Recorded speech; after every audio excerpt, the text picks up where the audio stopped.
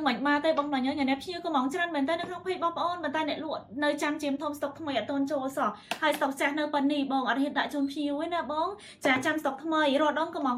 ល្ងាចឬក៏ថ្ងៃអីមកដល់តែថ្ងៃនេះនៅចាំមើលអត់ទាន់ឃើញសោះចាមានតែអធិស្ឋានដល់ភៀវដែលក៏មកថ្ងៃនេះទេណាបងម្លាញ់បើសិនជាយប់បន្តិចទៀតអត់ទាន់មកដល់បងអូនឆាទៅសុំបងហ្មងចាសុំដាក់ថ្ងៃស្អែកវិញទេណាបងម្លាញ់ចាអធិស្ឋានខ្លាំងបងដោយសារតែសន្ទុះនៃការគ្រប់គ្រងជាមធំខ្លាំងពេកបងជាមធំក៏មកចូលរហូតហ្មងចាហើយភៀវរកតែស្តុកថ្មីទេណាស្តុកចាស់គឺអត់យកទេសុំស្តុកថ្មីចង់សាកអាស្តុកថ្មីនឹងហ្មងចាអញ្ចឹងជាមធំដែលនៅសល់ស្តុកចាស់នេះគឺអត់ហ៊ានដាក់ឲ្យភៀវទេរੂត្រាតែភៀវគាត់ចង់ក៏មកជាមួយនឹងលេចាស្តុកចាស់ចានិយាយរួមទៅគុណភាពដូចគ្នាទេលេស្តុកថ្មីស្តុកចាស់តែអានេះលេស្តុកថ្មី